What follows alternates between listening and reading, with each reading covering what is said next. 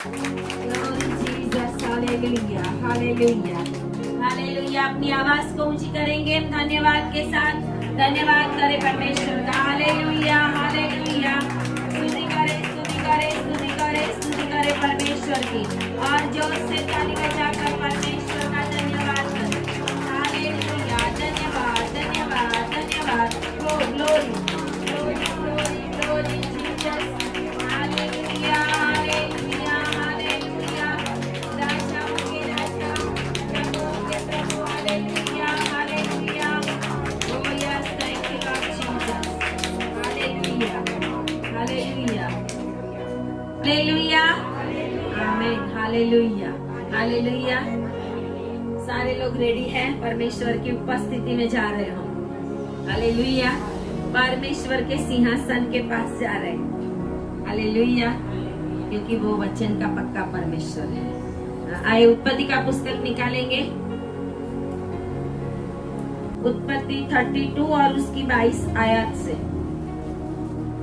Genesis 32 हाँ 22 आयत से मैं पढ़ रही हूँ। उसी रात वह मतलब याकूब उसी रात वह उठा और अपनी दोनों स्त्रियों और दोनों दासियों और 11 लड़कों को संग लेकर घाट से याबोक नदी के पार उतर गया। उसने उन्हें उस नदी के पार उतार दिया, वरन अपना सब कुछ पार उतार दिया। और याकूब अपना सब कुछ और याकूब आप अकेला रह गया। बोलिए याकूब आप अकेला रह गया। तब आमीन हालेलुया। तब कोई पुरुष आकर पाँव फटने तक उससे मल्लयुद्ध करता रहा। जब उसने देखा कि मैं याकूब पर प्रबल नहीं होता, तब उसकी जांघ की नस को छुआ और याकूब की जांघ की नस उससे मल्लयुद्ध करते ही करते चढ़ गई। तब उसने कहा मुझे जाने दे, क्योंकि भोर होने वाला है। याकूब ने कहा जब तक तू मुझे आशीर्वाद ना दे तब तक मैं तुझे जाने ना दूंगा। आमीन हालेलुया। बोलिए जब तक तू मुझे आशीष ना दे तब तक मैं तुझे जाने नहीं दूंगा। और उसने याकूब से पूछा तेरा नाम क्या है? उसने कहा याकूब। उसने कहा तेरा नाम अब याकूब नहीं परंतु इज़राइल होगा, क्योंकि तू परमेश्वर से और मनुष्य से भी युद्ध करके प्रबल हुआ है। याकूब ने कहा मैं विनती करता हूँ मुझे अपना नाम बता। उसने कहा तू मेरा नाम क्यों पूछता है? तब उसने उसको वही आशीष दिया। तब याकूब ने यह कहकर उस स्थान का नाम पनीएल रखा, परमेश्वर को आमने सामने देखने पर भी मेरा प्राण बच गया है। पनीएल के पास से चलते चलते सूर्य उदय हो गया और वह जांघ से लंगड़ाता चला। इजरायली जो पशुओं की जांघ को जोड़ वाले जंगानस की आज के दिन तक नहीं खाते। इसका कारण यही है कि उस पुरुष ने याकूब की जांघ के जोड़ में जंगानस को छुआ था। आमीन हालेलुया। आइए प्रार्थना करें। हालेलुया। अब्राहम के परमेश्वर, इज़ाक के परमेश्वर और याकूब के परमेश्वर, जो था जो है और जो आने वाला है, जो आदि है और जो अंत भी है, जो अल्फा है और जो ओमेगा है, वो आज इस जगह के ऊपर उपस्थित है। परमेश्वर प्रभु आपकी वो उपस्थिति के लिए हम आपका धन्यवाद करते हैं। प्रभु आज ये वचन इन लोगों के जीवन में कार्य करने पाए और जब तलक आप उनको आशीष ना दे तब तलक वो आपको प्रभु जी छोड़े नहीं पिता परमेश्वर। ऐसा होने दे पिता, ऐसी मैं प्रार्थना करती हूँ। प्रार्थना यीशु के नाम में करते हैं। आमीन हालेलुया हालेलुया। अपने बाजू वालों को बोलो जब तलक परमेश्वर आपको आशीष ना दे तब तलक परमेश्वर को तुम छोड़ना मत। Hallelujah, hallelujah. यहाँ पर एक बहुत बड़ी बात हो गई है ना। अगर कोई हमारे साथ फाइट लड़ता है, अगर कोई हमारे साथ फाइट लड़ता है, अगर कोई हमारे साथ झगड़ा करता है, क्या हम उसको बोलेंगे मुझे आशीष दे? हालेलुया। जिससे लड़ेंगे उसको बोलेंगे कि मुझे आशीष दे। हमारा बाइबल ऐसा है। हालेलुया। हमारा बाइबल ऐसा है। हम आंख बंद करके अंधों के जैसे विश्वास नहीं करते। हम परमेश्वर को जानकर उसके ऊपर विश्वास करते हैं। हालेलुया। यहाँ पर हम देखते हैं कि याकूब उसी रात 22 आयत में लिखा है वह उठा। उसके पहले हम देखते हैं कि याकूब जब अपने मामा लाबान के घर से निकलता है, वो अपने पिता के घर पे जाना चाहता है। 14 साल उसने मामा लाबान के घर में काम किया, 7 साल पहले किया, फिर भी राहेल नहीं मिली। फिर और उसके पिता ने बोला 1 सप्ताह तू लिहा का पूरा कर, उसके बाद मैं राहेल से शादी कराऊंगा। क्योंकि हमारे देश में वो रिवाज नहीं है कि बड़ी को छोड़कर छोटी की शादी। मतलब रिवाज उस समय भी था। हालेलुया। रीति रिवाज हर एक जाति में, हर एक देश में, हर एक जगह के ऊपर कुल भाषा में अलग अलग होंगे, लेकिन अब्राहम का, इज़ाक का और याकूब का परमेश्वर एक ही परमेश्वर है। हालेलुया। अपनी आवाज को बुलंद करें। हालेलुया, हालेलुया, हालेलुया और आमीन बोलते रहे। हालेलुया। ताकि कोई सोए नहीं, है ना। दोपहर के समय में सोना आता है ना, ताकि कोई सोए नहीं। जब कोई प्रार्थना करता है तभी भी हमें आमीन, हालेलुया, यस लॉर्ड बोलना पड़ता है। क्यों? क्योंकि नहीं बोलते नहीं तो वो बोलता ही जाए, कोई तो सोए रहेंगे। इन्वॉल्व होना पड़ेगा। जब हम वचन के अंदर इन्वॉल्व है, प्रार्थना में इन्वॉल्व है, तो वो वचन हमारे जीवन में कार्य करेगा। हालेलुया, यस, जोर से बोलेंगे हम हालेलुया, हालेलुया। स्वर्ग में हमारी आवाज सुनाई देती है। आमीन।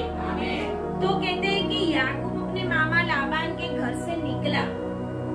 उसका मामा लाबान, वैसे उसका ससुर भी था, उसके पीछे पड़ा कि तू मुझे छोड़कर भाग क्यों गया है। वैसे तो उसको पकड़ने गया था, अपने घर पे वापस लाने गया था, लेकिन परमेश्वर ने लाबान को दर्शन देकर रात को डांटा था। सबको पता है ना, कि याकूब को भला या बुरा कुछ भी कहना। हालेलुया। हमारे दुश्मनों को परमेश्वर दर्शनों में डांटेगा। आमीन, हालेलुया। हमारे बुरा सोचने वालों को परमेश्वर रात को सोने नहीं देगा। आमीन, हालेलुया। हमारा बुरा करने वालों को परमेश्वर रात को दर्शन देकर बोलेगा भला बुरा कुछ भी मत बोलना, नहीं तो मैं तुझे देख लूंगा। Hallelujah, hallelujah. इसके लिए लाबान गया तो था, लेकिन वो उसको बोलता है कि मैं तेरा बहुत कुछ बिगाड़ सकता था, लेकिन तेरे परमेश्वर ने, हालेलुया, तेरे परमेश्वर ने, परमेश्वर याकूब का परमेश्वर आज भी हमारा परमेश्वर है। हालेलुया। वो निकला, उसके साथ बात हुई, उसके साथ संधि हुई, सब कुछ हो गया लाबान के साथ। और जब वो निकला तो कहते हैं कि अभी उसको उसके भाई से मिलना था, ऐसा उससे मिलना था, क्योंकि वो वहां से भागा था अपने भाई के साथ धोखेबाजी करके, आशीष लेके भागा था, है ना। इसके लिए अभी उसको पता है अब मैं तो घर पे जा रहा हूँ, अभी मैं जा रहा हूँ तो उसका भी घर, उसका घराना, उसको भी परमेश्वर ने बहुत कुछ दिया था, एसाव को भी और याकूब को भी दिया था। अब जो याकूब है वो कोई 15-17 साल का लड़का नहीं। हालेलुया। 15-17 साल का वो लड़का नहीं है, क्योंकि वचन कहता है 22 आयत में कि उसी रात वह उठा और अपने दोनों स्त्रियों, दोनों दासियों और 11 लड़कों को संग लेकर, मतलब जब गया था तब वो अकेला था, अब पूरा कुटुंब कबीला लेकर वो जा रहा है। आमीन, हालेलुया। एक गीत बहुत अच्छा था कि एक लाठी लेके निकला था याकूब, एक लाठी लेके निकला था, लेकिन अब जब वापस आ रहा है तो इतने सारे आशीषों को लेकर आ रहा है। हालेलुया। क्योंकि जब परमेश्वर हमारे साथ होता है तो परमेश्वर हमें कभी भी छोड़ता नहीं है। परमेश्वर जब छोड़ देना उसकी हालत बहुत खराब होती है। जिसको परमेश्वर छोड़ दे, जिसकी कदर करना परमेश्वर छोड़ दे, परमेश्वर जिसको तुच्छ जानने लगे, तो फिर समझ लेना कि हम कहीं के भी नहीं है। पूरी दुनिया का सुपर पावर कोई मिनिस्टर भी हमारे साथ होगा, लेकिन परमेश्वर हमारे साथ नहीं है तो हम जीरो है। हालेलुया, हम जीरो है। परमेश्वर याकूब के साथ था। आमीन, हालेलुया। इसके लिए वो गया था तो अकेला, लेकिन ये सब लेके, और ये तो उसकी फैमिली बताई है, लेकिन फैमिली के साथ साथ भेड़ बकरियां जो कुछ भी परमेश्वर ने उसको दिया था वो सारा सब कुछ लेकर वो आ रहा था। अब धनवान पुरुष बन के आ रहा है। हालेलुया। एक कंगाल जैसा गया था, धनवान बन के आ रहा है। आमीन, हालेलुया। कभी कभी आपके बच्चे यहाँ से फॉरेन में गए होंगे, अरे कुछ भी नहीं, इतनी सारी लोन थी, बहुत कुछ था, लेकिन जब आपको मिलने आएंगे तो धनवान होकर आएंगे। Hallelujah, hallelujah. परमेश्वर बढ़ाना जानता है। किसी की तो प्रार्थना हमारे जीवन में कार्य कर रही। आप भी जब प्रभु में आए तो आपके पीछे भी किसी ने प्रार्थना की हो। आपके फैमिली वाले प्रभु में नहीं आए अभी तक, और उनके लिए भी आपकी प्रार्थना अभी चालू है। आने वाले दिनों में वो भी बदल जाएंगे। हालेलुया। प्रार्थना बहुत हमारे जीवन के अंदर मायने रखती है। प्रार्थना जिंदगी बदल देती है। प्रार्थना जिंदगी बदल देती है। प्रार्थना नामुमकिन को मुमकिन कर देती है, असंभव को संभव कर देती है। आपको लगे कि ये कभी भी नहीं होगा, वो 1 सेकंड में हो जाएगा। Hallelujah, hallelujah. हमारा परमेश्वर ऐसा परमेश्वर, परमेश्वर ऐसा परमेश्वर। इसलिए बोला है अब्राहम का प्रभु, इसाक का प्रभु, याकूब का प्रभु, क्योंकि अब्राहम भी परमेश्वर को बहुत प्यार करता था और अब्राहम परमेश्वर के पीछे चलता था। इसाक भी परमेश्वर को अपने पिता के जैसा बहुत प्यार करता था। हालेलुया। क्यों, हम कैसे जानते हैं? मैं और मेरे बेटा परसों बात कर रहे थे, थोड़े 2-4 दिन पहले वो मेरे से बात कर रहा था। इसाक को बांधा होगा मम्मी, तो इसाक ने कुछ तो तोमन किया होगा, है ना, कुछ तो किया होगा, है ना, उसको बांधा दो। वो मैं बोला वो छोटा बच्चा नहीं था कि उसको पता ना हो कि मुझे क्यों बांध रहे, क्योंकि वो खुद पूछता है कि दहन अर्पण के लिए वो जो भेड़ है वो किधर है। मतलब उसको पता था, इतना छोटा भी नहीं था, वो जवान था, क्योंकि खुद लेके लकड़ियां लेके निकल रहा है अपने ऊपर, कांध के ऊपर, है ना। कोई छोटा छोटा बच्चा हो तो नहीं लेके चल सकता।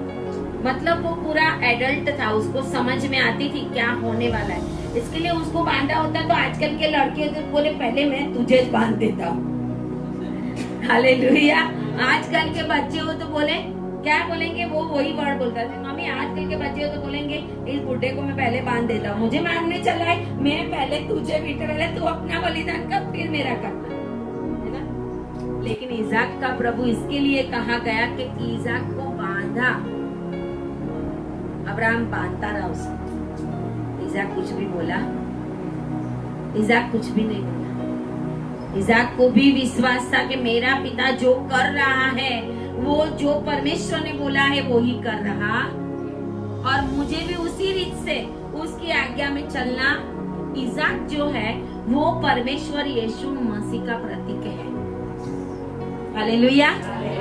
इसाक जो है वो परमेश्वर यीशु मसीह का प्रतीक है, क्योंकि इसाक खुद अपने ऊपर वो दहन अर्पण के सामान को लेके जा रहा है, खुद भेड़ बन रहा है, खुद वो वेदी के ऊपर वो सो गया है। उसको जैसे यीशु मसीह के हाथ और पैर को बांधा था क्रूस के ऊपर, किलो से ठोक दिया था, ऐसे इसाक को भी बांध दिया था।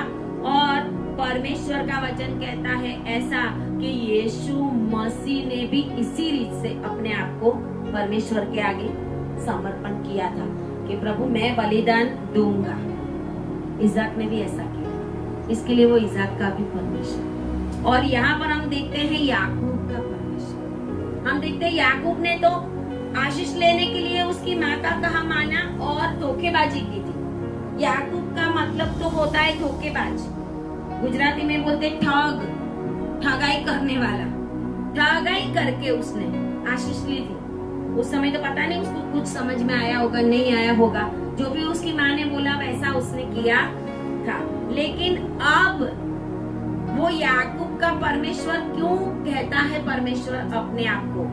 क्योंकि जब याकूब उठा और वचन कहता है 23 में, उसने उन्हें उस नदी के पार, जो याबोक नदी थी, उस नदी के पार अपना पूरा फैमिली उसने पहले ही भेज दिया। क्यों? उसके भाई का बड़ा डर था। उसके भाई का डर था क्योंकि वो तो छोटा था ना, याकूब छोटा था, पहले थे तो जुड़वा, पहले एसाव जन्मा था और उसकी एड़ी पकड़ के याकूब बाहर आया था। और हम देखते हैं कि उत्पत्ति के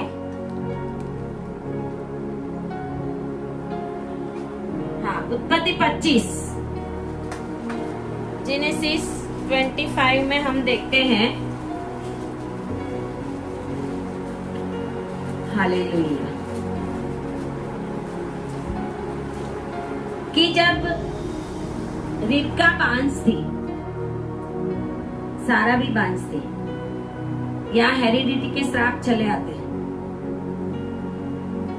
बीपी होता है माँ बाप को तो बच्चों को हो जाता है ना, जिसको शुगर होती है तो फिर बच्चों को हो जाता है, किसी न किसी को, मतलब हेरिडिटी के श्राप चल रहे। जो सारा बांझ थी, लेकिन सारा को परमेश्वर ने एक बेटा दे दिया, इज़ाक। लेकिन अब इज़ाक की पत्नी भी बांझ थी, यहाँ पे ये लिखा हुआ है कि इज़ाक की पत्नी भी क्या थी?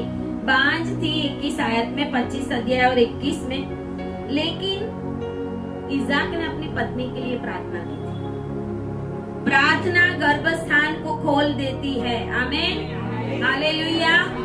प्रार्थना गर्भस्थान को खोल देती है। ये बहन को पता है, उनका बेटे का बहू को तो कितने साल हो गए थे शादी करके? 3 साढ़े 3 साल हो गए थे बेटे की बहू को, शादी करके हुए बेटे को और उनकी बहू को। प्रभु ने उनको दर्शन दिया कि सेलावन के वहां जाके प्रार्थना करा। वो उनको लेके आए, उनकी बहू को। उसी महीने से मैंने प्रार्थना की, उसी महीने से उसने कंसीव किया। आमीन, हालेलुया। उसी महीने से उसने कंसीव किया। मैंने कुछ नहीं किया, मैंने क्या किया था? प्रार्थना की। हालेलुया। ऐसा नहीं है सिर्फ मैं प्रार्थना करूंगी, आप भी करोगे तो होगा। आमीन, हालेलुया। क्योंकि हम परमेश्वर के बच्चे हैं। अगर आप सही रीत से प्रभु में चलने वाले हैं तो परमेश्वर मेरी, आपकी, सबकी प्रार्थना सुनेगा। ये होता है कि अभिषेक एक अलग बात है। प्रार्थना करना तो सबको प्रभु ने दान दिया, कि सारे प्रार्थना, जो भी प्रार्थना करते हैं प्रभु को पसंद आता है। अभिषेक एक अलग चीज है। मैंने अभिषेक में प्रार्थना किया, परमेश्वर ने जो अभिषेक दिया उस अभिषेक में प्रार्थना किया। ऐसे बहुत सारे लोगों के जीवन में ऐसे बड़े बड़े काम हुए हैं, जैसे ट्यूमर निकल गई है, कैंसर दूर हो गया है, गांठें उनके पेट के अंदर से, कैसे कैसे बड़े बड़े काम परमेश्वर ने किए हैं। यहाँ पर इज़ाक ने कुछ नहीं किया था, लिखा है उसने प्रार्थना की और यहोवा ने उसकी विनती सुन ली। आमीन, हालेलुया। हमें हर समय प्रार्थना करना। कभी कभी हम क्या करते हैं कि हम सेवकों को ढूंढते रहते हैं, है ना, सेवकों को ढूंढते रहते हैं। क्या हमने उसी रीति से प्रार्थना की? सेवक प्रार्थना करेंगे और हम भी उसी हृदय से अपने आप को दीन और नम्र करके अपने पापों को छोड़कर जब परमेश्वर के आगे प्रार्थना करेंगे तो हमारी प्रार्थना सुनी जाएगी। हालेलुया, हमारी प्रार्थना सुनी जाए, क्योंकि प्रभु प्रार्थनाओं को सुनने के लिए ही बैठा है ऊपर। हालेलुया। उसको बहुत पसंद आता है कोई उसकी प्रार्थना करता है। इसके लिए तो नॉन क्रिश्चियन बहुत सारी आशीष लेके चले जाते हैं। एक ही बार आते हैं मीटिंग में, एक ही बार आते हैं, फिर आते नहीं। एक बार आके हमसे भी ज्यादा आशीष उनको मिलती। क्यों? प्रभु देखता है, भले मेरा बच्चा नहीं है, भले उसको ऐसा है कि मैं किसी और का बच्चा हूँ, लेकिन प्रभु तो जानता है वो मेरा ही है, मैंने ही उसको अपना आत्मा देकर इस दुनिया में भेजा है। भले ही वो नहीं जानता, प्रभु उनको भी प्यार करता है और उनकी भी ऐसी ऐसी प्रार्थनाओं को परमेश्वर सुनता है। और सुनकर जैसे प्रभु का वचन कहता है कि 10 कोढ़ी में से एक ही वापस आया, ऐसे बहुत सारे लोग आज जाति जाति में से प्रभु के पास आशीष पाने के लिए, लेकिन उसके बाद प्रभु के पास कभी आते, फिर उसके बाद जब दुख तकलीफ में आएंगे फिर वापस आएंगे, लेकिन प्रभु को ग्रहण नहीं करेंगे। आशीष देने का मतलब ये होता है कि परमेश्वर ये चाहता है कि हम सही परमेश्वर को जान लें। हालेलुया। हम सही परमेश्वर को जान ले कि कौन हमें आशीष देता है, कौन हमें आशीष देने वाला परमेश्वर है, कौन हमारी प्रार्थना सुनने वाला परमेश्वर है। इज़ाक ने प्रार्थना की, एक जगह पे ऐसा भी लिखा है कि जब रिबका को लेने गया था उनका एलीएजेर चाकर, उस समय इज़ाक खेत में से मनन करके आ रहा, मतलब प्रार्थनावादी था। बोले बाजू वालों को बोलो प्रार्थनावादी बन जाओ, प्रार्थनावादी बन जाओ, तब आपके सारे प्रश्नों का उत्तर मिल जाएगा।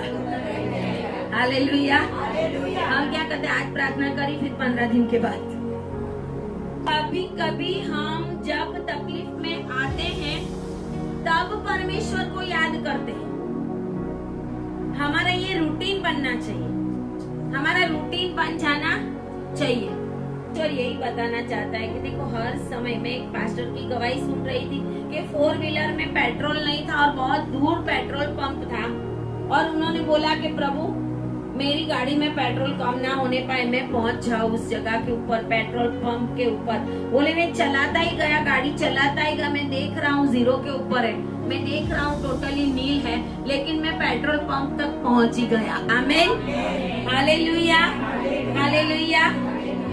असंभव को संभव करने वाला, जो हमें लगे कि ये होगा ही नहीं, वो प्रभु 1 सेकंड में कर देगा। हालेलुया।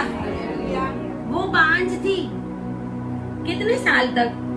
40 साल में इज़ाक ने शादी की थी, और जब उसके बच्चे हुए तब वो 60 साल का था, मतलब 20 साल तक उसने प्रार्थना की होगी। 20 साल तक, है ना? हमारे अंदर है ऐसी धीरज, प्रभु हमें कुछ बोले तो अभी का अभी दे दे प्रभु, नहीं देना है तो जहाँ मुझे चर्च में भी नहीं जाना, है ना? अभी मैं कल सुन रही थी एक वीडियो में, तो उनका कोई मर गया था, तो वो पास्टर बोल रहे थे कि जब मैं उनके वहाँ गया, अभी की बात नहीं है, मतलब कि वो किसी फैमिली की बात कर रहे हैं, कि उनके वहाँ गया तो वो उसकी मम्मी बोल रही है कि मुझे ये प्रार्थना वार्थना कुछ करनी नहीं, मुझे चर्च में भी नहीं जाना, मुझे प्रभु से कोई लेना देना नहीं है, मैं इस प्रभु को अब नहीं मानती। चाहे हमारे घर में कितना भी दुखद परिस्थिति क्यों ना आए, हमें परमेश्वर को दोष देना,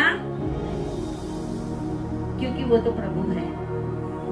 एक ही, जब हमारा कोई भी काम ना हो, जब हम बहुत बार प्रार्थना करते रहे, तब एक दूसरे को ये बोला करे कि वो तो प्रभु है। बोलो वो तो प्रभु है, बोलो वो तो प्रभु है। उसके मन में जब आएगा तब वो करेगा। हालेलुया। उसके मन में, वो बाइबल में भी लिखा है, मेरे मन में आएगा तब मैं किसी को दंड दूंगा, 10 साल के बाद उसको मैं उसके पापों की शिक्षा करूंगा, मन में आएगा तब। अभी देखो कितनी भयंकर परिस्थिति वर्ल्ड के अंदर चल रही है। इजराइल के ऊपर, इजराइल ने ईरान के ऊपर हमला कर दिया, लेकिन वो सारी बातें तो बाइबल में लिखी है ना, बाइबल में ये सब लिखा है कि ईरान एंड टाइम में, ईरान है, रशिया है, तुर्की है, चाइना है, ये सारे देश इजराइल के विरुद्ध अपना बंड मचाएंगे, इजराइल के विरुद्ध काम करेंगे। इजराइल अकेला है, याकूब का नाम बदलकर क्या बन गया था, और याकूब उसी रात अकेला रह गया था, अकेला। आज भी इजराइल अकेला ही है। हालेलुया।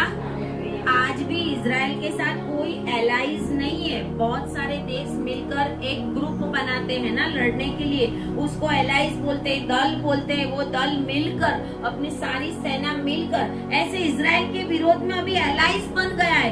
इजराइल को अमेरिका हेल्प करे ना करे, इजराइल अड़िग ही रहेगा। उसको जो करना है वही करेगा। क्यों? इजराइल को पता है हमारा परमेश्वर जीवित परमेश्वर। हालेलुया। वो अमेरिका के जोर के ऊपर नहीं चलता, वो किसी के ऊपर अपना दम नहीं दिखाता। उसको पता है। इसके लिए तो नेतन्याहू ने क्या किया, उनके पीएम ने, आपको पता होगा कि जब ईरान के ऊपर हमला करना था तो वो सबसे पहले वेलिंग वॉल के ऊपर गए। वेलिंग वॉल जो मंदिर की दीवार है, सुलेमान के मंदिर की दीवार है, वहां जाके उन्होंने ईरान के लिए जो स्टेप लेने का था वो उसमें लिख के तो उसके अंदर पहले चीट भरा दी, उसके बाद उन्होंने हमला किया। हालेलुया। इसका मतलब प्रार्थना उन्होंने कहाँ पे कर दी? परमेश्वर के आगे कर दी कि प्रभु हम ये करने जा रहे। अभी दुनिया उनके साथ रहे ना रहे उनको कोई मतलब नहीं है।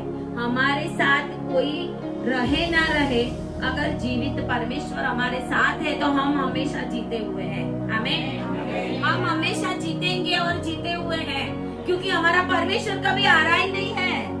हालेलुया। ताली बजाए प्रभु के लिए। हमारा परमेश्वर कभी भी हारा नहीं है, इसके लिए मैं भी कभी हारूंगा नहीं। हालेलुया। हालेलुया। हम हिम्मत हार जाते हैं, हम अपनी धीरज को खो बैठते हैं, हम अपने विश्वास को गवा देते हैं। जब संकट आता है, दुख आता है, तकलीफ आती है ना।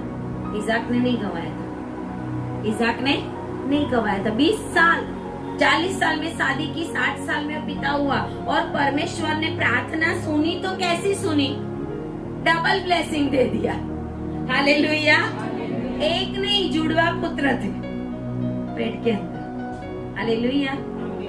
और वो पेट के अंदर जन्म के पहले ही से ही लड़ रहे थे, जन्म के पहले से ही फाइटिंग कर रहे थे।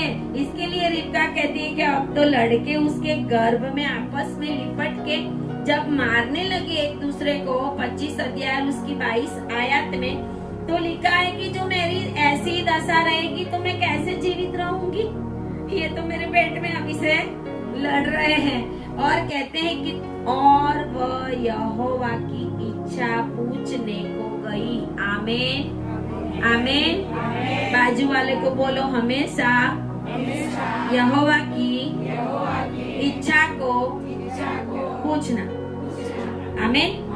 हालेलुया। हम क्या करते हैं? अपनी इच्छा, अपने घर वालों की इच्छा। अरे प्रभु की इच्छा तो पूछो पहले कि प्रभु तेरी क्या इच्छा है? प्रभु तेरी क्या इच्छा मेरे जीवन के अंदर? क्या डेस्टिनेशन है प्रभु मेरा? बहुत ही कम समय है प्रभु का आने का, बहुत ही कम समय। मुझे अभी अभी एक दर्शन ऐसा मिला था, उसको मैं उसी रीति से लेती हूँ कि जैसे मैं आधार कार्ड बनाने जाती हूँ, और आधार कार्ड जब मैं बनाने गई तो 2025-26 ऐसी एक डेट दिखती है ना, 25 चल रहा है तो 25-26 से कहाँ तक वैलिडिटी, कहाँ तक कोई भी कार्ड होती है उसकी वैलिडिटी होती है ना, तो यहाँ से यहाँ तक, तो कहाँ तक? तो मैं अंदर देख रही हूँ कि 2050 के बाद कुछ दिखता, 2025-26 से 2050 फिर डैश है, फिर 50 तो 51 होना चाहिए, ऐसा है। मैं भी बहुत कंफ्यूज हो गई। मैं बोला, उठ के भी मुझे समझ में नहीं आई। मैं बोला ये क्या होगा? फिर जब मैं प्रार्थना करने बैठी तो मुझे अंदर से यही रिवील हो रहा था कि प्रभु के आने के मतलब बादलों में आने के बस इतने ही साल बने होंगे, इसके लिए मेरा भी आधार कार्ड 50 तक का ही बना है। हालेलुया। 25 साल बहुत हो गया। 25 साल मतलब एक पीढ़ी हो जाएगी, 50 आ जाएगा। 100 साल की एक पीढ़ी होती है। कितने साल की? 100 साल की एक पीढ़ी होती है। हमारे माँ बाप अगर किसी के जिंदा हो गए तो अभी 75 साल के होंगे, है ना, 80 साल के होंगे। अभी उसमें 25 ऐड कर दो तो एक पीढ़ी हो जाएगी, एक पीढ़ी हो जाएगी।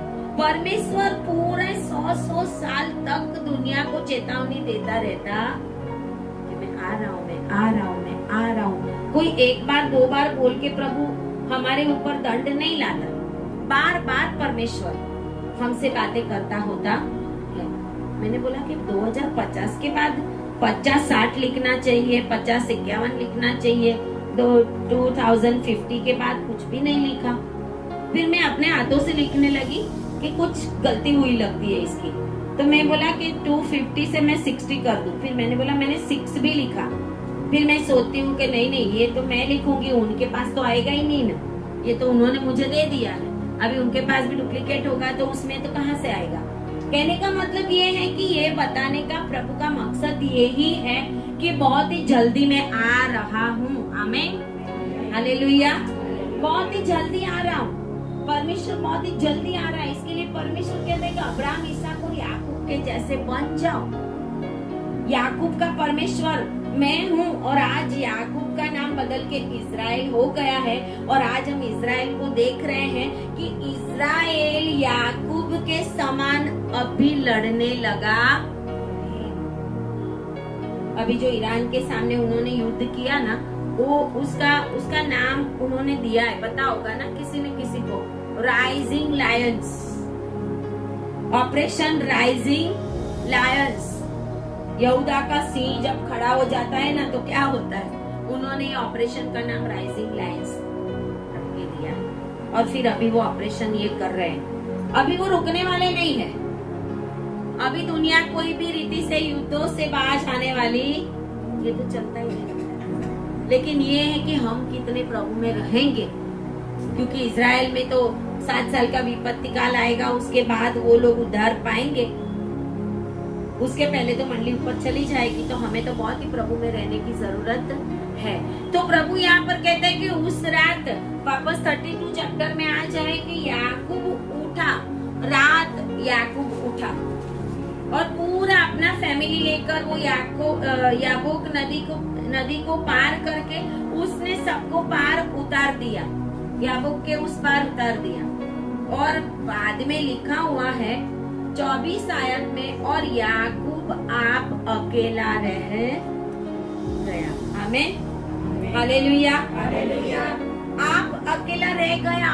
हमारे जीवन में जब हम अकेले होते हैं, वो समय परमेश्वर के साथ हमारा एनकाउंटर होने का समय है। आमीन, हालेलुया। मेरे जीवन में भी जब तक फैमिली में ये वो सब कामों में हम लगे हुए होते हैं, प्रभु का एनकाउंटर नहीं होता।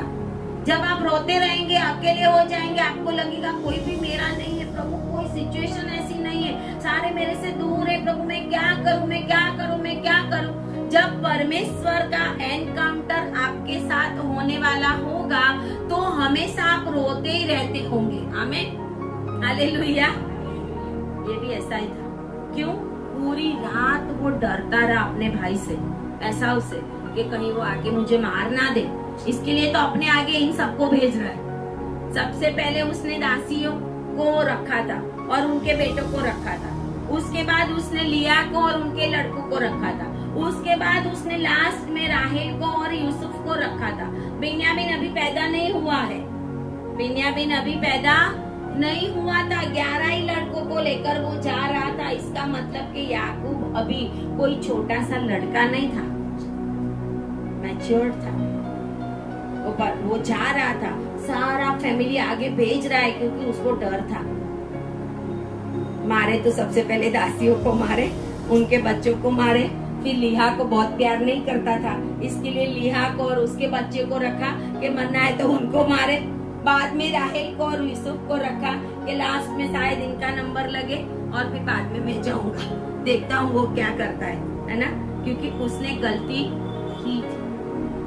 जब हम पाप करते हैं, जब हम गलती करते हैं, जब हम परमेश्वर से दूर जाते हैं, तब परमेश्वर कुछ साल तक हमें ऐसा लगने दे देता है कि प्रभु ने जैसे हमें छोड़ दिया, ऐसे लगने देते कि प्रभु ने जैसे हमें छोड़ दिया, ऐसे ही उसी रात वो ऐसे ही महसूस कर रहा था, प्रभु मैं तो अकेला हूँ, प्रभु मेरा क्या होगा, मैं तो अकेला हूँ, क्या मेरा भाई मुझे मार डालेगा, क्या मेरे बच्चे को मार डालेगा, क्या मैंने जो कुछ लिया है वो लूट लेगा, क्योंकि उसके डर से ही वो भागा था। उसने बोला था कब मैं याकूब को मार दूंगा, इसके लिए रिबका ने उसको भगा दिया था कि तू यहाँ से चला जा और लाबान के मामा के घर जाके वहां से जाके तू शादी करना, ऐसा बोला था उसने। लेकिन यहाँ पर कहता है कि जब याकूब आप अकेला रह गया तब कोई पुरुष आकर पौ फटने तक उससे मल युद्ध करता रहा। इसका मतलब कि याकूब लड़ने नहीं गया था, आमीन, हालेलुया। याकूब लड़ने नहीं गया था, एक पुरुष उसके पास आया। याकूब का युद्ध शारीरिक और आत्मिक दोनों प्रकार का युद्ध था। वो रात को एक पुरुष आया उसके पास, पहले एक पुरुष लिखा है, बाद में स्वर्गदूत, उसको पता चला पहले एक पुरुष है। जैसे यहाँ पे हम लिखा है कि हम सोचते हैं वैसा हमारा शत्रु नहीं है, हम सोचते हैं वैसा हमारा शत्रु नहीं होता है। इसने कभी सोचा नहीं होगा कि मैं जाऊंगा रात को ऐसे सोया होऊंगा और फिर कोई आकर मेरे साथ युद्ध लड़ेगा, सोचा होता? नहीं सोचा। वो तो वो सोच में था कि मेरा भाई आके मुझे मारना दे। एक तो दुश्मन वो बना हुआ बैठा था, दूसरा रात को लड़ने को आ गया।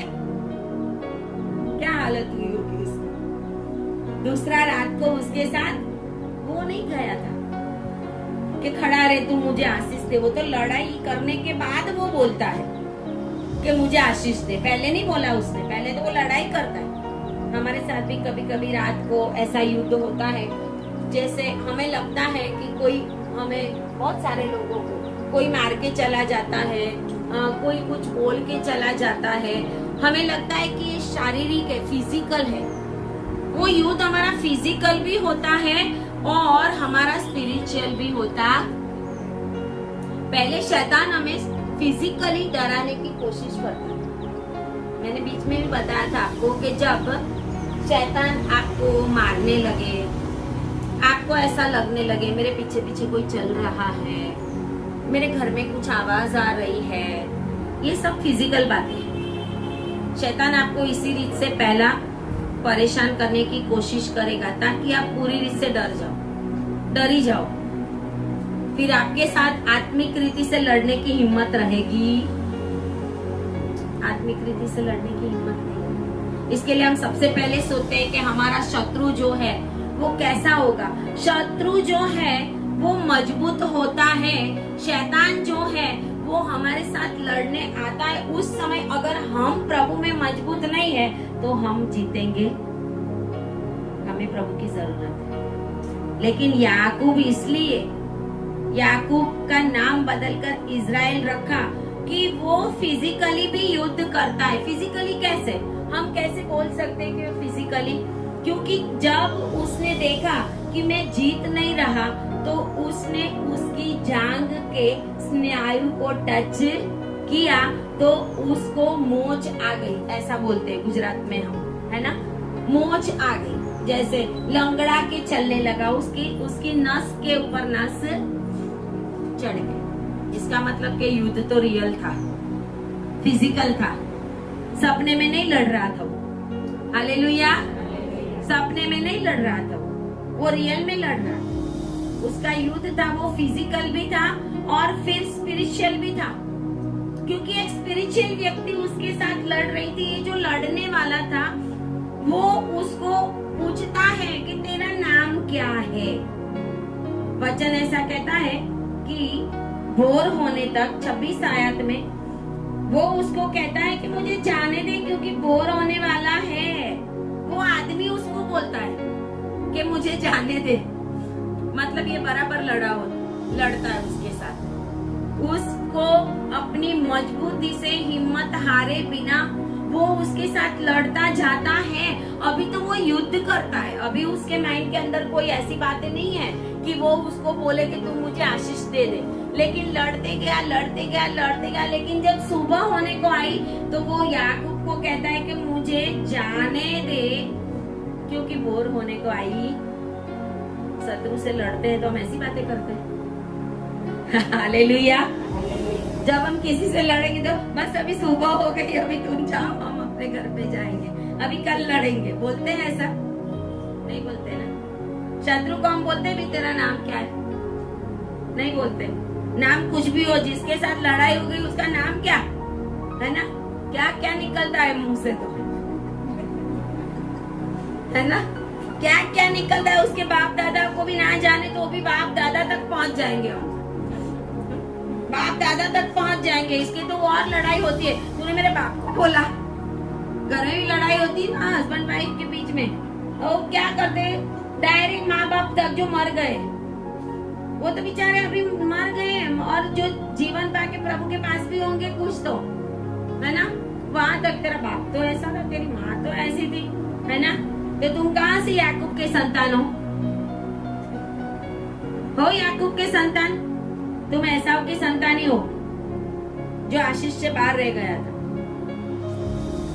खाली खोटा फोकट में हम किसी को बदनाम करने लगते, माँ बाप को, वो बाप दादा को, उनके भी आगे पता नहीं बोलते कि तुम्हारी तो पीढ़ी ऐसी है ना? तुम्हारी पीढ़ी में तो यही है, तुम्हारे तो घर के सारे ऐसे के ऐसे ही हैं, है ना? एक दिन बहुत बड़ा न्याय होगा। बाइबल का वचन कहता है ना कि जब तक लास्ट तक हम नहीं चुकाएंगे ना इस दुनिया से जाने वाले, जितना लड़ना उतना लड़ लो, जितनी हिम्मत है, जितनी अपनी जीभ में ताकत है, जितने आपके पास अंदर वर्ड्स है ना, स्टोरेज, शब्दकोश भरा हुआ, कि उसके बोलने के द्वारा सामने वाला हार ही जाए, बेचारा चुप ही हो जाए। कोई लोग ऐसे होते हैं ना, हम बोले कि यार इनके साथ मगजमारी नहीं करनी, क्यों? इनका बोलना बहुत रफ है, उनके साथ ना बोले तो ही अच्छा। बोल के हम अपनी इज्जत क्यों गवाए? बोल के हम क्यों इंसल्ट फील कराए अपने आप को? वो तो कुछ भी बोल देगा। तो ऐसे लोगों से लड़ना क्या? ऐसे लोगों से लड़ना क्या? उनको प्रभु के आगे रख दो, फिर प्रभु निपटेगा, फिर होगा जो होगा वो, है ना? जो होगा वो होगा। क्या करें फिर? हम क्या कर सकते हैं? हम प्रार्थना भी करेंगे तो बचने वाले, क्योंकि प्रभु न्यायी परमेश्वर न्याय तो करेगा, क्योंकि लिखा है तेरे मुख से निकले हुए एक एक जो वर्ड्स बेकार में बोले गए हैं ना, उसका भी मैं न्याय करूंगा। तो कितना भारी हो जाएगा। और न्याय करूंगा तो खाली पूछना नहीं है, न्याय करूंगा मतलब बहुत कुछ। इसके लिए बहुत सारे उम्र वाले जब बेड में पड़े होते हैं, प्रभु लेता नहीं है, बोलते मरना है, अभी तो मुझे जीना नहीं है, तभी मुझे यही होता है कि पता नहीं उन्होंने क्या क्या किया होगा। हाँ, सही बात है। हमें तो दया आती है ना, ऐसे वृद्धों को देखकर हमें तो दया आएगी कि बेचारे आंटी है, अंकल है, अभी क्या है, मरते नहीं है, ऐसे तकलीफ में है, दुख में है, लेकिन हमें नहीं पता कि उन्होंने क्या क्या किया है, किस बात की वो दमड़ी चुका रहे। इसके लिए हमेशा ये बोलना होता है। मुझे कितने लोगों ने मरने की प्रार्थना के लिए भी बुलाया है। एक बार एक गांव है अहमदाबाद, का नाम नहीं देना चाहूंगी मैं, ऑनलाइन होती हूँ इसके लिए, कि मुझे बोले कि आके प्रार्थना करो, ये मरते ही नहीं है, ये बहन मरते ही नहीं है। बोले अभी हम परेशान हो गए सेवा कर। मैंने बोला क्यों नहीं मरते? वो पता है आपको? नहीं मरने का भी रीजन होता है ना। रिविलेशन में लिखा है उस समय वो मौत मांगेंगे लेकिन मिलेगी। मौत, अच्छी मौत मिलना भी एक ब्लेसेड चीज है, वो भी तो ब्लेसिंग है। मौत भी ब्लेसिंग है। क्या आप मानते हैं मौत ब्लेसिंग है? खटले में पड़ेंगे, परेशान होंगे, हॉस्पिटलों के चक्कर खाएंगे, बार बार डॉक्टरों के पास जाएंगे, दवाइयों में पैसा जाएगा, उसके बाद मरे तो ब्लेसेड है। अब्राहम को बुखार आया था, दाऊद को ट्यूमर हुई थी, नहीं हुई थी? वो गाजा वासियों को हो गई थी। जब बादशाह का संदूक ले गए तो उनको गांठें निकली। वो गांठें कौन सी थी? जिसको आज हम कैंसर बोलते हैं। अपने परमेश्वर को 5 गांठें और उंदर का प्रतीक बनाकर परमेश्वर के आगे पापों का बलि के लिए उन्होंने भेजा था कि प्रभु हम तुम्हारा वाचा का संदूक ले गए, माफ करना। फिर माफी मिली थी। प्रभु अपने को भी नहीं छोड़ेगा, दूसरों को भी। इसके लिए प्रभु इसके साथ युद्ध करने के लिए आया। आमीन, आमीन, हालेलुया। तो ऐसे कैसे पहुंच जाएगा तेरे बाप के घर? पहले मेरे से निपट ले, है ना? पहले मेरे से निपट ले, माफी मांग ले, दीन हो जा, अपने आप को पहले सरेंडर कर दे मुझे। अपनी गलतियों की वजह से, धोखेबाजी किया उसकी वजह से, जो कुछ भी किया उसकी वजह से तू पहले माफी मांग ले, दीन हो जा। तब परमेश्वर उसके साथ लड़ने के लिए आया था। प्रभु बोलता मैंने तुझे आशीष तो दी है, लेकिन अभी मैं तुझे बताता हूँ कि तुझे कैसा बनना है। तुझे याकूब नहीं, तुझे इज़राइल बनना है। आमीन, हालेलुया। याकूब नहीं बनना, इज़राइल। Elohe Israel. उसने वेदी बनाई थी शकेम में। जब वो शकेम में कनान देश में एंटर हुआ, उसने वेदी बनाई थी और उस वेदी का नाम उसने रखा था एलोहे इज़राइल, ऑलमाइटी गॉड। मेरा परमेश्वर ऑलमाइटी है। मेरा परमेश्वर सब कुछ कर सकता है, वो मेरा परमेश्वर है। आमीन, हालेलुया। और कहते हैं कि वो अकेला रहेगा। जिंदगी में कभी कभी अकेला होना भी बहुत जरूरी है, बहुत जरूरी। जब तक अकेले नहीं बनोगे ना, प्रभु को नहीं ढूंढोगे। याद रखना ये बात। जब तक प्रभु आपको अकेला नहीं करे, कभी कभी घर में होकर भी अकेला डालेगा प्रभु। ये घर वाले मेरा देखता ही नहीं कुछ, प्रभु मैं अकेला ही फील कर रहा हूँ, प्रभु मेरे पास कोई है ही नहीं, प्रभु ये लोगों को मेरी कदर नहीं है। प्रभु अकेला फील कराएगा आपको। जब हम अकेले पड़ेंगे ना, तब परमेश्वर हमारे पास आएगा। आमीन। याकूब अकेला पड़ गया, तब प्रभु का दूत उसके पास आया। एक्चुअली वो परमेश्वर का स्वर्ग दूत नहीं था, खुद यीशु मसीह उसके पास आया। आमीन, हालेलुया। ओल्ड टेस्टामेंट में जब जब यहोवा के नाम से किसी को दर्शन मिला है, वो यहोवा नहीं है, वो यीशु मसीह है। क्योंकि बाइबल का वचन कहता है कि यहोवा परमेश्वर को किसी ने आज तक देखा, अकेले पुत्र ने देखा। और पुत्र कहता है, फिलिप पूछता है मुझे बाप दिखा, तो पुत्र ने कहा कि जिसने मुझे देखा है उसने बाप को। हालेलुया। मूसा को भी बोला कि नहीं, मूसा बोलता है मुझे तेरा दर्शन करा दे। प्रभु बोलता है चल मैं तुझे पीठ दिखाता हूँ, वरना तू मर जाएगा। मुझे देखेगा तो तू। इतना प्रभु नीलम की फरस बंदी, जिस लोगों ने परमेश्वर की महिमा को देखा है, परमेश्वर के मुख को देखा। परमेश्वर की महिमा मतलब प्रकाश प्रकाश प्रकाश प्रकाश दिखता है, उसमें से आवाज आती है, राज्यासन में से आवाजें निकलती है, परमेश्वर के प्रकाश में से आवाज आती है। लेकिन परमेश्वर का मुख कोई नहीं देख सकेगा। स्वर्ग में जाने वाले यहोवा परमेश्वर का मुख देखेंगे। आमीन। ताली बजाए परमेश्वर के लिए। परमेश्वर कोई ऐसा वैसा नहीं है कि बेगानी शादी में अब्दुल्ला दीवाना कोई भी दिख ले उसको, ऐसा नहीं है वो। हालेलुया। इतना महान और भयंकर परमेश्वर है, इसके लिए वो किसी को अपना मुंह दिखाता। वचन कहता है तब यहोवा को वो देखेंगे कि जो स्वर्ग में जाएंगे, मतलब उसके जैसे होंगे, उसके जैसे बन जाएंगे, वो ही उसको देखने पाएंगे। याकूब अकेला रह गया और वचन कहता है कि वो मनुष्य उसको बोलता है कि अब मुझे जाने दे। वो भी लड़ लड़ के थक गया, है ना। याकूब मजबूती से लड़ रहा। एक स्वर्गीय प्राणी से एक शारीरिक आदमी लड़ रहा। स्वर्गदूत के साथ लड़ सकते हैं? ये लड़ रहा है। कितना लड़ रहा होगा कि वो बोलता है कि अभी मुझे जाने दे, बोर हो गई है। बोर हुई, फिर भी वो स्वर्गदूत है। स्वर्गदूत तो किसी को दिखेगा नहीं, और याकूब तो ऐसे ऐसे ऐसे करता रहेगा, तो लोग तुझे देखेंगे तो सोचेंगे पागल हो गया है, करता क्या है। लोग को तो पता ही नहीं मैं तेरे साथ लड़ रहा हूँ, है ना। लोगों को थोड़ी वो दिखेगा स्वर्गदूत, वो तो जिसको दिखाने आया है उसको दिखेगा, बाजू वाले को दिखेगा भी नहीं।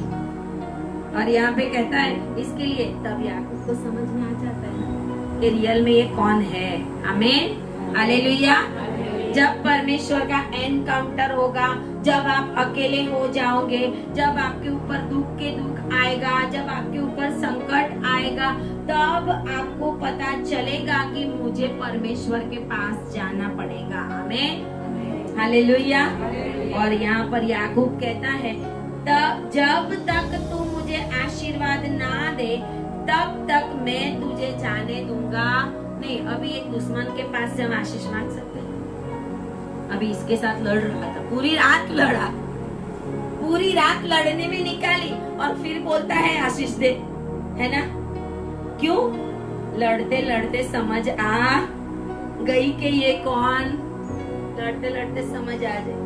10 साल 5 साल प्रार्थना करते करते करते धीरे धीरे प्रभु की आवाज समझ में आएगी कि ये बात में प्रभु की इच्छा ही नहीं है, ये बात में प्रभु ऐसा बोलना चाहता है। 1 सेकंड में प्रभु नहीं बता दे, वो कितना महान परमेश्वर 1 सेकंड में आपके आगे कैसे रिवील कर देगा सब कुछ। आपको घुटना कॉलेज में जाना पड़ेगा, बाइबल कॉलेज में पवित्र आत्मा नहीं मिलता। आमीन, हालेलुया। बाइबल कॉलेज में पवित्र आत्मा नहीं मिलता, खाली ज्ञान मिलता है इस बाइबल का। पवित्र आत्मा चाहिए तो घुटना कॉलेज में जाना, रो रो के पश्चाताप कर करके प्रभु के आगे अपने आप को झुकाना पड़ेगा। प्रभु ये चाहता था कि ये झुक जाए तो मैं उसको और आशीष दूं, है ना। और आगे लिखा हुआ है, वो पूछता है, याकूब से पूछता है कि तेरा नाम क्या है। हालेलुया। क्या वो नहीं जानता था? जानता था ना कि इसका नाम क्या है, तभी तो आया था उसके पास। प्रभु हमसे ही अपनी कबूलात करवाएगा। प्रभु चाहेगा तो अपने मुख से बोल, जो भी बोलना हो तू अपने मुख से बोल, है ना। कभी कभी हम सेवकों को भी कुछ कुछ बातें नहीं बताते, कुछ कुछ बताते, अपने लाभ की बातें बताते हैं, बाकी की बातें नहीं बताएंगे, है ना। कभी कभी झूठी झूठी प्रार्थना भी कराएंगे लोग। मेरे पास बहुत एक्सपीरियंस है इतने साल का, कि लोग झूठी भी प्रार्थना कराते हैं। घर में बच्चे गुम हो जाते हैं, आके बोलेंगे हमारे भाई की तरह बताओ ना। अरे मैंने प्रभु मुझे बता है, तुमको तो पता है, तुमको तो पता है, तुम खाली प्रार्थना कराने आए हो ताकि लोगों को पता चले कि हाँ, है ना, पुलिस वाले के सही में ये लोग ढूंढ रहे हैं। तो घर वाले से रोज बात करता है। हालेलुया। क्या ऐसे लोग आशीष पाएंगे? नहीं पाएंगे। वो उसको पूछता है तेरा नाम क्या है? उसने कहा मेरा नाम, उसने कहा याकूब, और उसने कहा तेरा नाम अब याकूब नहीं परंतु इज़राइल होगा, क्योंकि तू परमेश्वर से और मनुष्य से भी युद्ध करके प्रबल हुआ है। आमीन, हालेलुया। परमेश्वर से और मनुष्य से। क्यों? फिजिकली और स्पिरिचुअल, दोनों रीति से वो युद्ध लड़ रहा था। और हम देखते हैं यहाँ पे कि प्रभु से युद्ध क्यों करना होता है। यहाँ प्रभु से युद्ध होता है, खुद प्रभु आता है, खुद स्वर्गदूत आता है। इसका मतलब कि युद्ध किससे चल रहा है? प्रभु से, कोई शत्रु से नहीं चल रहा। जब हमारा युद्ध चल रहा होता है ना प्रभु से, तभी समझना हमें लगेगा हम दुख में हैं, संकट में हैं, प्रार्थना सुनी नहीं जाती। क्यों? प्रभु से युद्ध होने का कारण ही ये होता है कि हम प्रभु की ओर से कृपा को प्राप्त करें। हमें तभी जब हमको लगे अरे प्रभु हमारी प्रार्थना अभी तो समझो युद्ध चल रहा है प्रभु के साथ। युद्ध लड़के परमेश्वर से आशीष पानी होती है। आमीन।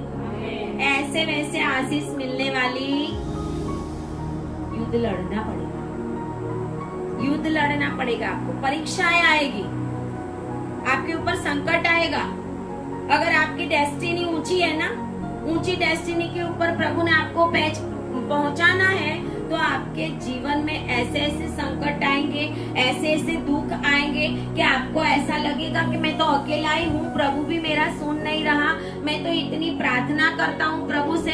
जब प्रभु से प्रार्थना करते जाते जवाब नहीं आ रहा तो समझो प्रभु से युद्ध चल रहा, युद्ध करके लेना पड़ेगा। याकूब ने युद्ध करके आशीष लिया, लड़ता ही गया। वो स्वर्गदूत बाद में बोलता है तेरा नाम याकूब नहीं होगा, क्या होगा? इज़राइल होगा। वो उसको बोलता है क्योंकि तू प्रबल हो गया मेरे ऊपर। और वचन ऐसा कहता है जब वो प्रबल हो गया,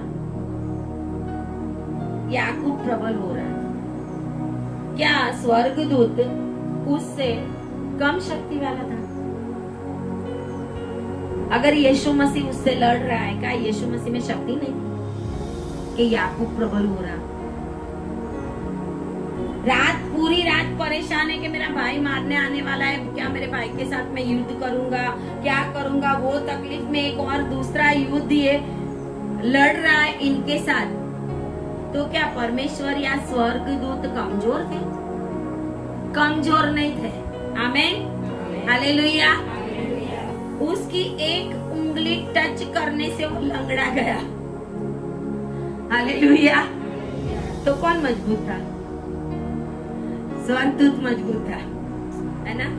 लेकिन लड़ कौन रहा था? याकूब। लड़ कौन रहा था? हमें लड़ना पड़ेगा, आशीष चाहिए तो। हालेलुया। हमें लड़ना पड़ेगा अगर आशीष चाहिए तो। 5 साल, 10 साल, 15 साल, 20 साल प्रार्थनाएं करनी पड़ेगी, प्रार्थनाएं करनी पड़ेगी। प्रभु के साथ युद्ध प्रार्थना में होता, बोलने में नहीं होता है। प्रभु ने तो इतनी प्रार्थना की, कुछ सुना नहीं। जाओ प्रभु, हमें सुनना नहीं आपका। ये युद्ध नहीं है। फिर तो आप मार खाओगे। क्या खाओगे? बाजू वाले को बोलो प्रभु से मार मत खाना। हालेलुया। प्रभु से मार। हम बोल के प्रभु से युद्ध करते, वो भी गलत। प्रभु के विरोध में बोल के, जाने दो, इतने महीने से प्रार्थना करते, जाने दो 10 साल से प्रार्थना की, कुछ सुनता ही नहीं है प्रभु। समझो युद्ध चालू हो, युद्ध अभी जारी है। यहाँ पे बैठे हुए हर एक का युद्ध अभी जारी है। आमीन। कोई न कोई किसी न किसी बात के लिए जो प्रार्थना कर रहे हैं अभी तक पूरी नहीं हुई। आप समझो आपका युद्ध जारी है और आपको आशीष मिलने वाली है। हालेलुया। जब मैंने बोला ना आपका युद्ध जारी है तो कोई जोर से नहीं बोला, लेकिन मैंने बोला कि आपकी आशीष आने वाली, तो सबने बोला, है ना? हम स्वार्थी है। हम कैसे हैं? सेल्फ से युद्ध जारी है, अच्छा नहीं लगता ना? युद्ध जारी है, प्रभु बंद कर दे अभी, सीधे सीधा दे दे जो देना है वो। हम शांति से 4 व्हीलर लेके घूमे हर जगह पे, है ना? अच्छा नहीं लगता ना? युद्ध किसको अच्छा लगेगा? पाकिस्तान से होने वाला था, हो रहा था, तो भी हम बोलते थे प्रभु बंद कर दे, कि पता था कभी इधर गिर गई तो, मिसाइल इधर गिर गई तो, है ना? वो तो किधर भी गिरेगी, हमें थोड़ी पता है।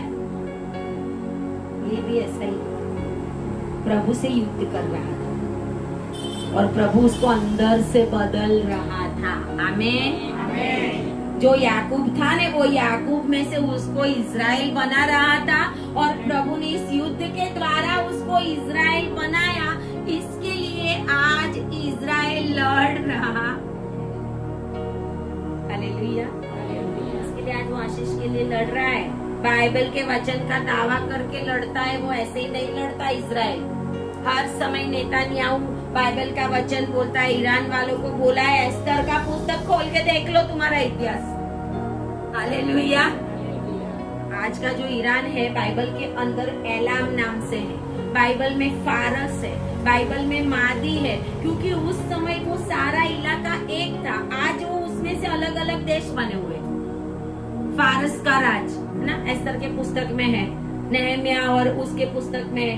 एक समय का परमेश्वर के लोगों को स्वतंत्र करने वाला ईरान आज इज़राइल का दुश्मन।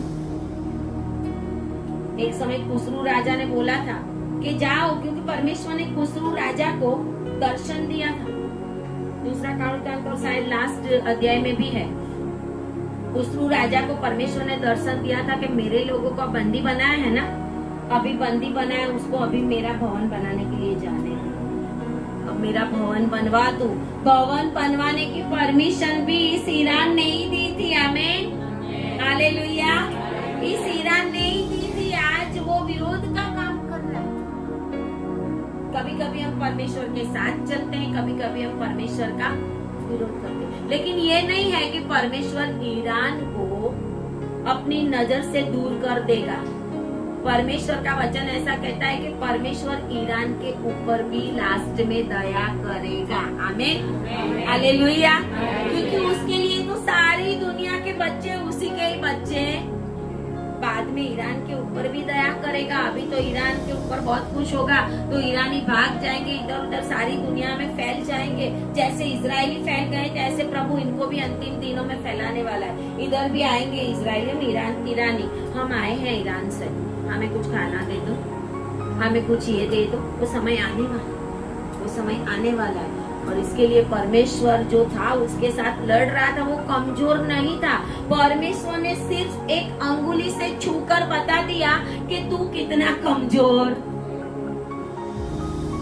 पूरी जिंदगी लंगड़ाता, लंगड़ाते भी प्रभु के साथ चलना पड़ेगा। आमीन, हालेलुया। प्रार्थनाएं करेंगे, रोते रहेंगे, लंगड़ाते रहेंगे हम। प्रभु हमारा तो ये कुछ न कुछ होता रहेगा जीवन के अंदर, लेकिन हमें परमेश्वर की उपस्थिति में बना रहना पड़ेगा। और परमेश्वर तब हमें नया नाम देता है। हालेलुया। नया नाम ऐसे ही नहीं मिलता, नया जीवन ऐसे ही नहीं मिलता, नई आशीष ऐसे ही नहीं मिलती।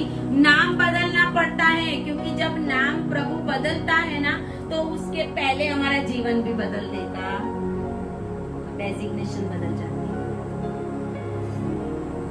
डेजिग्नेशन हमारी बदल जाती है, ओहदा हमारा बदल जाता है, हमारी वैल्यू बदल जाती है, हमारे जो दुनिया के लोगों का नजरिया हमारे ऊपर, वो सब कुछ बदल जाता है।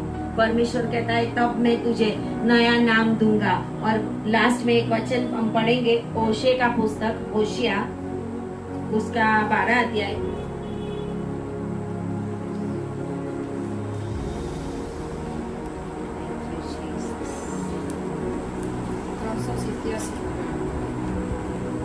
होशिया 12 अध्याय और उसकी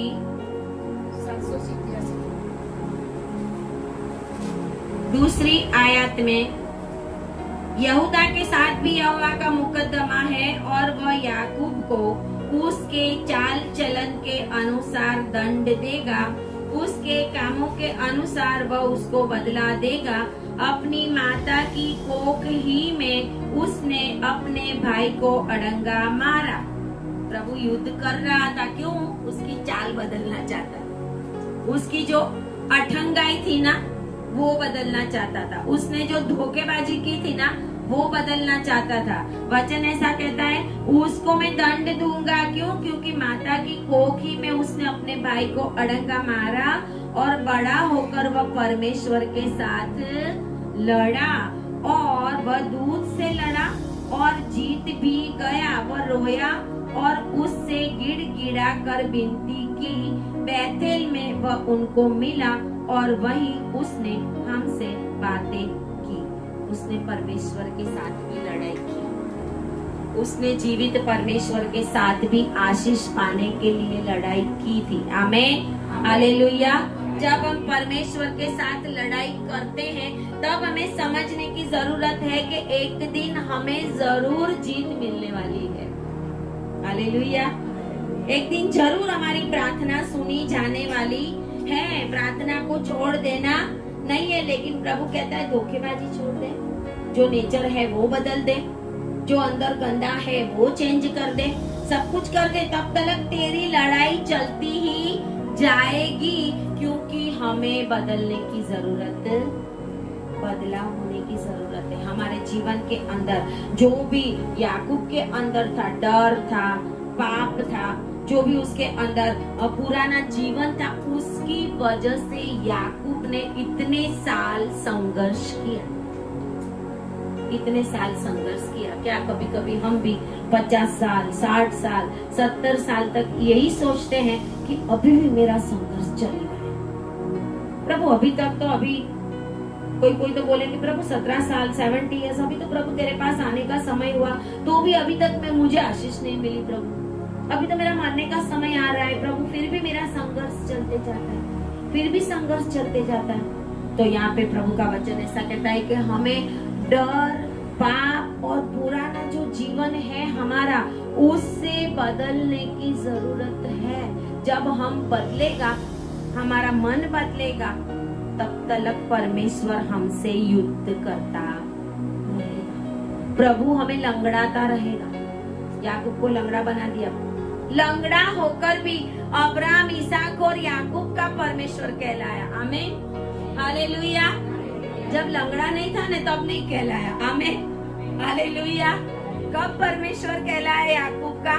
जब लंगड़ा किसने बनाया? हालेलुया।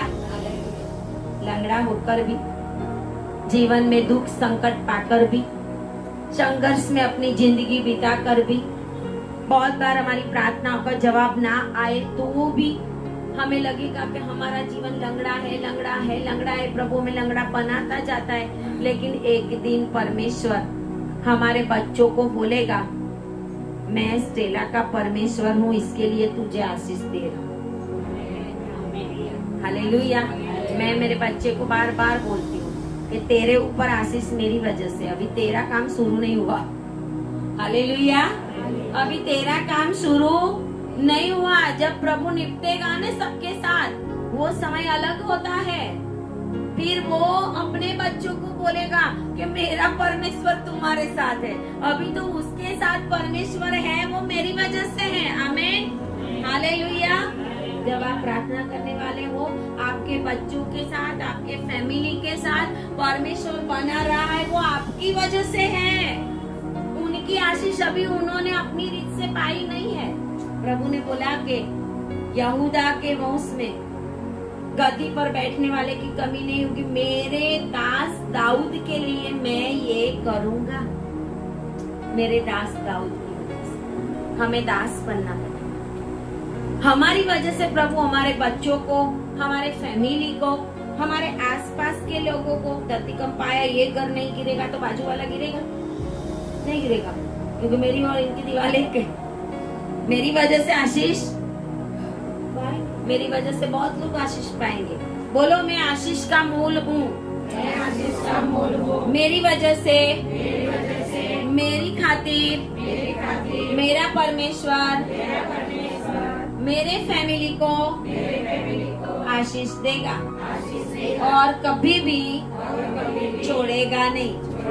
Hallelujah, hallelujah. आज हमने ये बातें सीखी कि शत्रु होना क्यों जरूरी है, लड़ाई होना क्यों जरूरी है, क्यों लड़ाई होती जाती है, वो भी सीखा हमने। क्यों हमारा नाम नया मिलता है, वो भी हमने आज सीखा।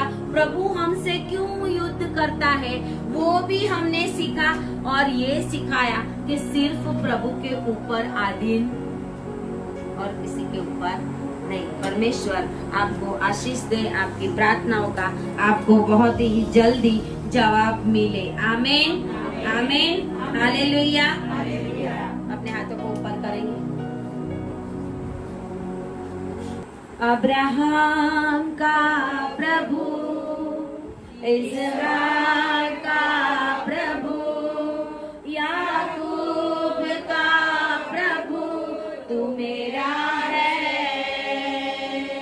अब्राहम का प्रभु, इज़हाक का प्रभु, याकूब का प्रभु, तू मेरा है। तू कभी ना छोड़ेगा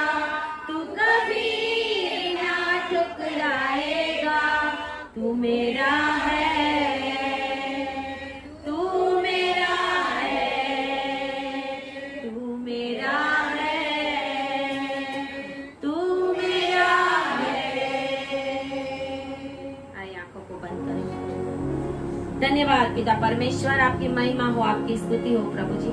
आज के दिन प्रभु जी हम अपने आप को आपके आगे लाते हैं।